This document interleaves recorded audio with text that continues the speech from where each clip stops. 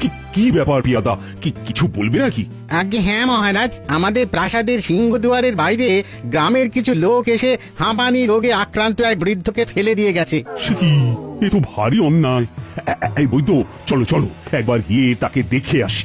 সেরকম বুঝলে আমাদের তাকে রাজবাড়ির সেবালয়ে রাখতে হবে। হ্যাঁ, সে তো হবেই।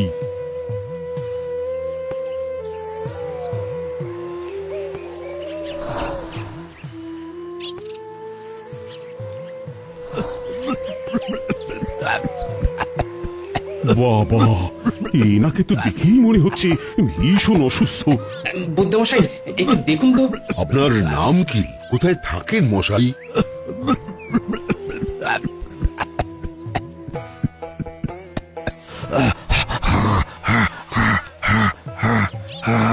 উনি তো শুধুই কাশছেন। মহারাজ, মহারাজ আপাতত এনাকে রাজপ্রাসাদের সেবালয়ে রাখার ব্যবস্থা করুন। এনার দ্রুত চিকিৎসার দরকার। মহারাজ, কি দরকার এসব ঝামেলা মাথায় নেওয়ার? এই মন্ত্রী, তুমি এসব কি বলছো শুনি? শোনো, তুমি এরকম অমানবিক হতে পারো, কিন্তু আমি নই। আপনাকে তো আর সেবা করতে হচ্ছে না, তাই আপনি নিজের মুখটা বন্ধ রাখুন। এই যে পেয়াদা, তোমরা এনাকে নিয়ে যাও। ওই তো, তুমি তাড়াতাড়ি চিকিৎসার বন্দোবস্ত করতো।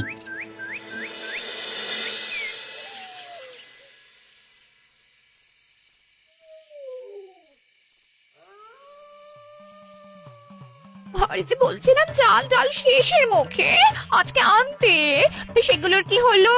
এত তাড়াতাড়ি চাল ডাল এসব শেষ হচ্ছে কি করে? আমি নিশ্চয়ই কাঁচা চাল ডাল মুঠো করে খেয়ে রাখি না। তুমি তো জানোই ঘরে এখন অতিরিক্ত 2 জন মানুষ এসে রয়েছেন। আরে ওইটাই তো কথা, ওই দুজন বুড়ো বুড়িকে খাওয়াতে গিয়ে আর তাদের বাতের ব্যথার মালিশের তেল কিনতে গিয়ে শুধু খরচ আর খরচ। আর কতদিন চলবে? ছি ছি ছি, তুমি এইরকম করে আমার পিসি ঠাকুমা নকাকার নামে কটু কথা বলতে পারলে? তোমাকে তো আর কষ্ট করে রাজকোষ থেকে মোহর সরাতে হয় না। আমি জানি কতটা কষ্ট এবং কায়দা করতে হয়। বুঝেছি বুঝেছি, তুমি আসলে ভেবেছিলে যে আমার নকাকা আর পিসি ঠাকুমা তোমায় থলে থলে মোহর দেবেন, সেই লোভে তুমি ওনাদের থাকতে দিয়েছো। কিন্তু যখন দেখছো ওনারা এইসবের কিচ্ছুটি নাম গন্ধ করছেন না, অমনি তুমি ওনাদেরকে ঘর থেকে নামাতে চাইছো। হ্যাঁ, একদম ঠিক ধরেছ। তোমার দিনে দিনে মোহরের প্রতি লোভ একেবারে বেড়েই চলেছে, বেড়েই চলেছে। কেন বাড়বে না বলো তো, কেন বাড়বে না? শোনো গিন্নি, শোনো, তোমার ওই বুড়ো নকাকা বুড়ি পিসি ঠাকুমা স্বর্গে গেলে ওনাদেরকে হয়তো তুমি পরজন্মে আবার ফিরে পাবে। হ্যাঁ, তা হতেও পারে, আমার নাও পারে। কিন্তু আমার যদি এ জন্মেই চুরি করে জমানো সব মোহর একবারে খরচা হয়ে যায়, তাহলে আমি আর সেগুলো ফিরে পাবো না গিন্নি। আমার আর কিচ্ছু কিচ্ছু বলার নেই। তাহলে তোমরা সকলেই বলছো যে রাজ্যের অবস্থা মোটামুটি সব ঠিকঠাকই আছে। হ্যাঁ মহারাজ, আপনি কোনো রকম চিন্তা করবেন না। হাঁটুর ব্যথাটা না বেশ বেড়েছে। ওই বৈদ্য থেকে আরে, এত বেলা হয়ে গেল এখনো বৈদ্যমশাই আসেননি, কি ব্যাপার? এরকম তো সচরাচর উনি করেন না। দেখুন কে যান, বেলা পর্যন্ত হয়তো ওপরে পড়ে ঘুমোচ্ছেন। মহারাজ, আসতে পারি? এখন আর এসে কি হবে, সভা তো শেষের মুখে। কি ব্যাপার বৈদ্য, এত দেরি কেন? আর বলবেন না মহারাজ, আজকে যেন আমার বাড়িতে রোগীর ঢল নেমেছিল, তাই দেরি হলো। ও তাই? আসল ব্যাপারটা খোলসা করে বলো না বৈদ্য, যে তুমি এতগুলো রোগীর দক্ষিণা ছেড়ে চলে আসতে পারোনি। আগে মন্ত্রী মশাই, তবে আজ যারা এসেছিল তাদের বেশিরভাগকেই আমি সম্পূর্ণ বিনা দক্ষিণায় চিকিৎসা করেছি। তারা তারা ভীষণই অসহায়। আমাদের রাজ্যের মানুষের যদি এই হারে শরীর খারাপ করে তাহলে তো খুবই মুশকিল। আমাদের রাজ্যের বহু মানুষ কিন্তু ভীষণই অসহায়, আর সেটা আজ চিকিৎসা করতে গিয়ে হাড়ে হাড়ে টের পেয়েছি। গোপাল, কিছু তো একটা বিহিত করতেই হবে। এবারে কি করা যায় বলতো? মহারাজ, কালকেই চলুন, আমরা রাজ্যে যে দাতব্য চিকিৎসালয়টা খোলার কথা ভাবছিলাম সেই স্থানে বৈদ্যমশাইকে নিয়ে গিয়ে একটা নকশা ছকে নিই। বেশ, তাহলে তাই হোক। তা তোমার কি মত বৈদ্য? মহারাজ, আমি রাজি। আমার কোনো রকম অসুবিধা বা আপত্তি নেই। অসহায় ও অসুস্থ মানুষদের পাশে দাঁড়ানোর জন্য এর থেকে ভালো পদক্ষেপ আর কিছুই হতে পারে না মহারাজ। বেশ, তাহলে আজকের মতো এখানেই সভার কাজ শেষ করছি। কালকে সবাই কিন্তু ঠিক সময় হাজির হয়ে যেও।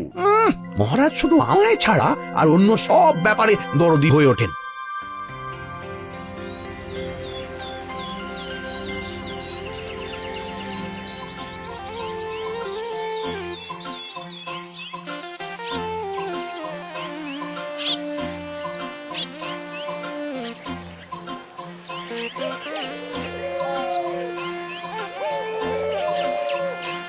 কে মাছগুলো সব টাটকা তো?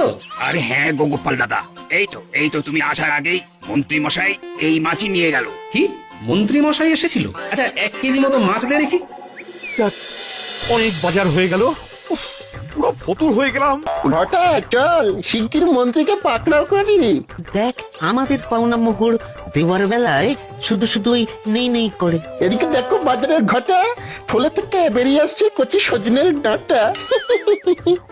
ও মন্ত্রী মশাই, এই কে রে? এই তো আমরা এখন এখানে কি করতে এসেছিস তোরা? আমাদের পাওনা মোহরগুলো নিতে এসেছি। ওরে বাবা, আমি কি এখানেও মোহর নিয়ে এসেছি নাকি? তাছাড়া আমার এখন একটু টানাটানি চলছে। তোরা পরে তোদের পাওনা বুঝে নিস। এত কাঁড়ি কাঁড়ি বাজার করার বেলায় তো আপনার টানাটানি হয় না। যত টানাটানি আমাদের মোহরের বেলায়, তাই না? শোন শোন শোন, বলছি কি, এই এত কাঁড়ি কাঁড়ি বাজার করতে গিয়েই তো আমি ফতুর হয়ে যাচ্ছি। গিন্নির বাপের বাড়ির লোক এসেছে, সব মোহর চলে যাচ্ছে। তা ওনাদের কোথাও ওই কায়দা করে পাঠিয়ে দিন না। তারই পরিকল্পনা করছি, দেখি কি হয়। যাকে যাক, বলছি তোরা বিকেলে একবার আয়, হ্যাঁ আমার সাথে দেখা কর। দেখি যদি ওই সুযোগটা কাজে লাগিয়ে আমার ভান্ডার আর তোদের মন ভরানো যায়। বাহ বাহ বাহ। হলো তোর মাছ কাটা? হ্যাঁ, এনাও দাদা, এনাও তোমার মাছ। হ্যাঁ দে। আর এই নে 3 মোহর।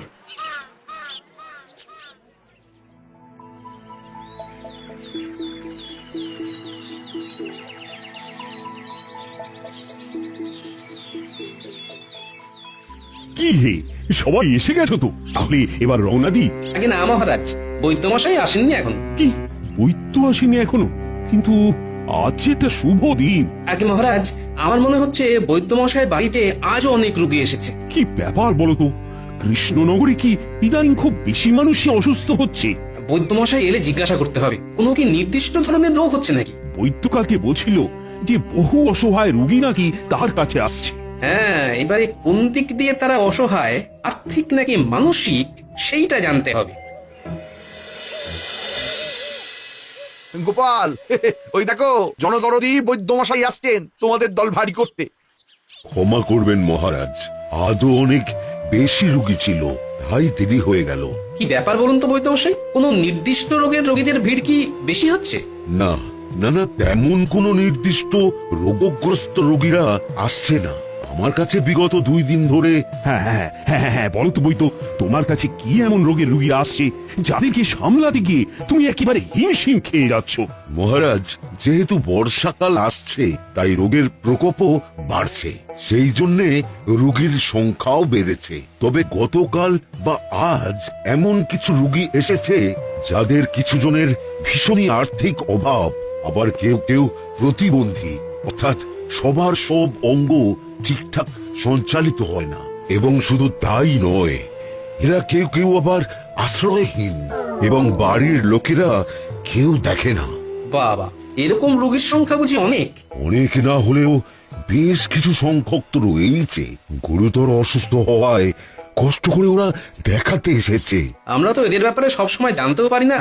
এছাড়া আমার কাছে যেসব প্রতিবন্ধী রোগীরা এসেছিলেন তারা প্রত্যেকেই বয়স্ক। এমনিতেই বয়স হয়ে গেলে নানা রকমের অসুবিধে দেখা দেয়। না না না না, আমি বেঁচে থাকতে আমার রাজ্যে বিনা চিকিৎসায় বিনা সেবায় কোন শারীরিকভাবে অক্ষম ব্যক্তিকে আমি মরতে দেব না। মহারাজ, যারা আর্থিকভাবে ভুগছে তাদের জন্য তো দাতব্য চিকিৎসালয় খোলা হচ্ছেই। হ্যাঁ, আর যতদিন না তৈরি হচ্ছে এই চিকিৎসালয় ততদিন বৈদ্য বিনা মোহরেই তাদেরকে চিকিৎসা করুক। এর জন্য আমি না হয় বৈদ্যকে অতিরিক্ত কিছু মোহর দক্ষিণা হিসেবে দিয়ে দেব। সে না হয় বুঝলাম মহারাজ, কিন্তু শারীরিকভাবে অক্ষম আশ্রয়বিহীন বৃদ্ধ বা বৃদ্ধাদের কিছু একটা পারলে ব্যবস্থা করুন। গোপাল, কি করা যায় বলো তো? শারীরিকভাবে অক্ষম মুমূর্ষ রোগীদের এই মুহূর্তে আপনি রাজবাড়ির সেবালয়ে ঠাঁই দিন মহারাজ। যেমন ওই হাঁপানি রোগে আক্রান্ত ওই বৃদ্ধটি আছে, তাই তো? হ্যাঁ মহারাজ, আমরা প্রথমে খোঁজ নিয়ে গোটা রাজ্যে দেখে নেই কতজন এমন রয়েছে, তারপরে তাদের নিয়ে আসার ব্যবস্থা করি আমাদের প্রাসাদের সেবালয়ে। তারপর না হয় অবস্থা বুঝে ব্যবস্থা হবে। আরে, আমি এই রাজ্যের সকল অক্ষম মানুষদের ভরণ পোষণের ভার নেব। আমি এক্ষুনি প্রহরীদের ঘোষণা করে দিতে বলছি। মহারাজ, এমন হুট করে ঘোষণা করে ফেলবেন না। না না না গোপাল, আমি এই বিষয়ে দেরি করতে চাই না।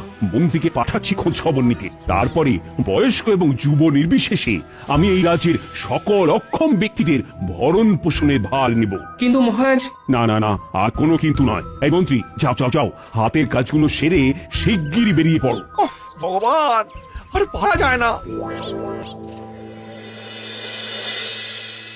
এই ঘটা আর কতক্ষণ দাঁড়াবো রে?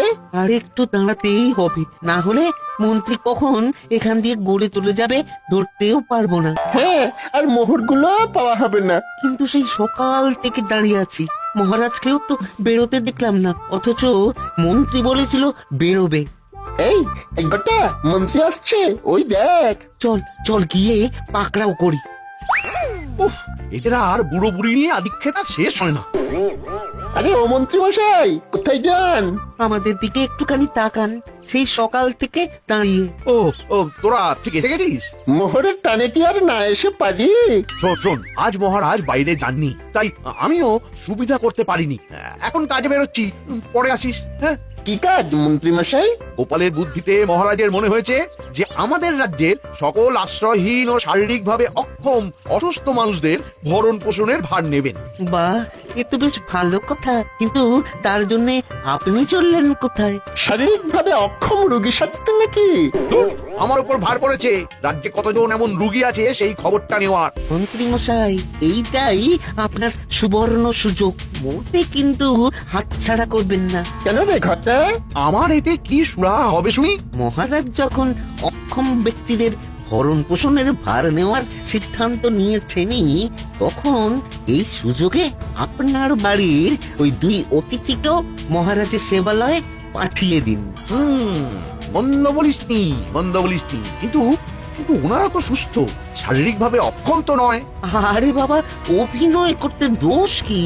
আমি তো ভাবছি কিছু সুস্থ লোককেও এইরকম অক্ষম সাজিয়ে রাজ সেবালয়ে পাঠিয়ে দেব।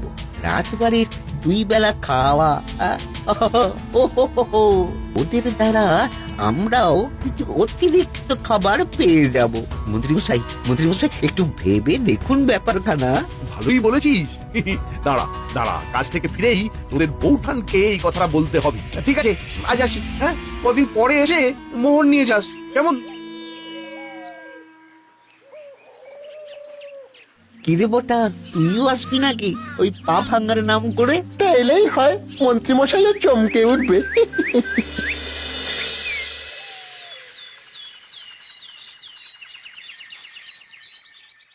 এই মন্ত্রী, তুমি ঠিকঠাক করে খোঁজ নিয়েছো তো? মহারাজ, আপনি একদম নিশ্চিন্তে থাকুন, আমি সকল অক্ষম ব্যক্তিদের ব্যাপারে খোঁজ নিয়েছি। এছাড়াও প্রহরীরাও খবরটা গোটা রাজ্যে ঘোষণা করে দিয়েছে। বেশ গোপাল, সেবালয়ে সব ব্যবস্থা প্রস্তুত তো? হ্যাঁ মহারাজ, নিশ্চিন্তে থাকুন। তবে আমার এই ব্যাপারে একটু সন্দেহ আছে যে কতজন আসল আর কতজন নকল প্রতিবন্ধী আমাদের সেবালয়ে এসে উঠবেন। ছি ছি গোপাল, আবার তুমি সেই এক কথা বলছো? চোখের সামনেই তো দেখলি মন্ত্রী কেমন পাল্টে গেল। অপরাধ নেবেন না মহারাজ, যা মনে হয়েছে তা বললাম। মহারাজ, শিগগির সেবালয়ে চলুন, রুগী তথা অতিথিরা এসে পড়বেন একটু বারেই।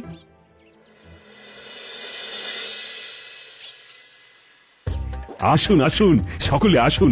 এই আলয়কে আপনাদের নিজেদেরই মনে করবেন, আর আপনাদের কোনো চিন্তা নেই। এবার থেকে আমি ও আমার সভাসদরা সর্বদা আপনাদের পাশে থাকবো। আমি তাহলে গুনছি মহারাজ, 1 2 3 4। এ কি বটা? দেখুন না, জ্বর সারছে না, তার মধ্যে যেই পাটা ভেঙে গেছিল সেটা নিয়ে আর সোজা হয়ে চলতে পারছি না, বেঁকে গেছি। সে কি? এ বাবা, না না না না না, ঠিক আছে ঠিক আছে, ভেতরে যাও ভেতরে যাও। মহারাজ, এই বটাকে ঢুকতে দেবেন না।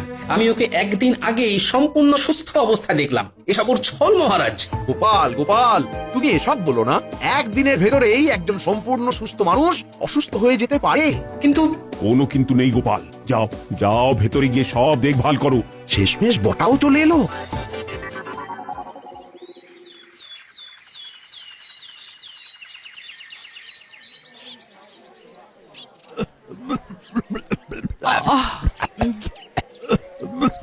কি হাঁচি কাশির আওয়াজ আসছে সেবালয় থেকে। আমারও সারা রাত ঠিক মতো ঘুম হয়নি। রোগীরা যেন মনে হচ্ছে মোচ্ছব লাগিয়েছে। দিব্যি গল্প করছে, কারণ বেশ কোলাহলের আওয়াজ পাচ্ছে।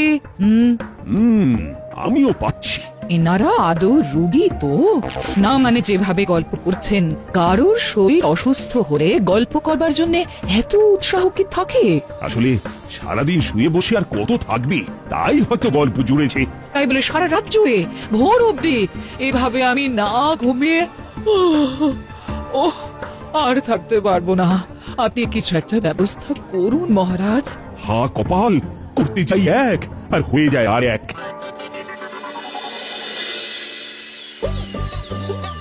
তাহলে রুগীদের খাবারও তৈরি, ওদিকে পথ্য তৈরি হয়ে গেছে। এই তো গোপাল এখন হেসেলে ব্যস্ত আছে, এই সুযোগে বটাকে আমার খাবারের পাত্রটা দিয়ে আসি। রাজবাড়ির খাবার বলে কথা। যাই, এবারে তাহলে সেবালয়ে ঘুরে আসি।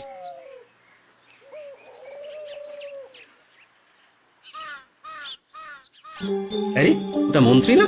হাতে খাবারের পাত্র নিয়ে সেবালয়ে ঢুকছে কেন? তবে কি কোনো ফন্দি আছে? যাই, আড়ি পাতি।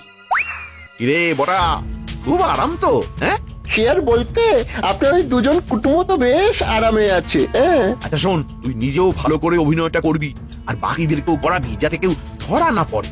এছাড়া এই এই এই খাবারের পাত্রটা রেখে গেলাম। কেন? বুঝতেই তো পারছিস, খাবারে খাবারে ভরে দিতে হবে। এখন আসি, বুঝলি? যা ভেবেছিলাম ঠিক তাই। সবই মন্ত্রী আর বটার বদমাশি। আমায় মহারাজকে চোখে আঙুল দিয়ে ওই বদমাশিটাকে তুলে ধরতে হবে।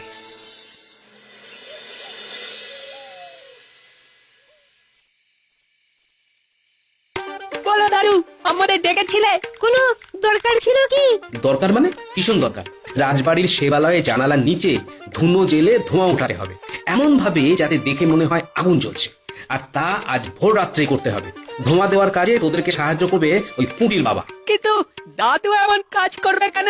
মহারাজকে নিজের চোখে মন্ত্রী মশাইয়ের ষড়যন্ত্রটা দেখাবো বলে। রাজ সেবালয়ে কিছু শারীরিকভাবে অক্ষম প্রতিবন্ধী ছাড়াও এমন কিছু মানুষ এসেছে যারা সম্পূর্ণ অভিনয় করছে। হ্যাঁ আচ্ছা, তাহলে বুঝি ওরা একদম সুস্থ? হ্যাঁ, রাজবাড়ির আরাম আর খাওয়া দাওয়া কে না চায় বল? এই ভাবনাটা আমার আগে থেকেই ছিল, বুঝলি? মহারাজকে বলেও ছিলাম, উনি বিশ্বাস করেননি। কিন্তু আজ নিজের কানে মন্ত্রী আর বটার কথা আমি শুনেছি, তাই আর ছাড়বো না। সব বদমাশি একবারে ফাঁস করবো। চিন্তা করো না দাদু, আমরা আছি তোমার সাথে। তুমি হাত দিলেই চলে আসবো। দাদু, আর একটু পরেই ভোর হবে, আর তখনই ধুনোটা জ্বালতে হবে। একদম একদম।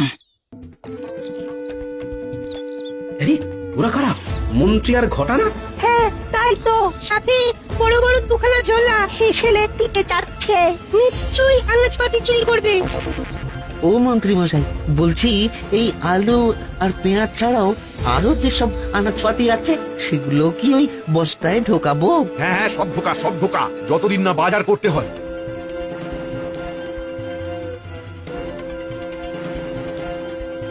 আমাকেও দেবেন তো? সব পাবি, এখন হাত চালা দেখি। পুটির বাবা, ধুনোটা চালাও দেখি। হ্যাঁ, তাহলে ধরাচ্ছি। আগুন আগুন, জোরে জোরে চিৎকার শুরু করো।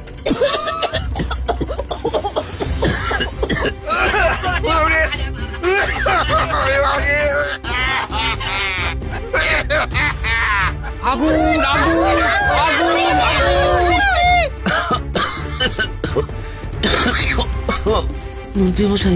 মন্ত্রী মশাই মনে হচ্ছে আগুন লেগেছে।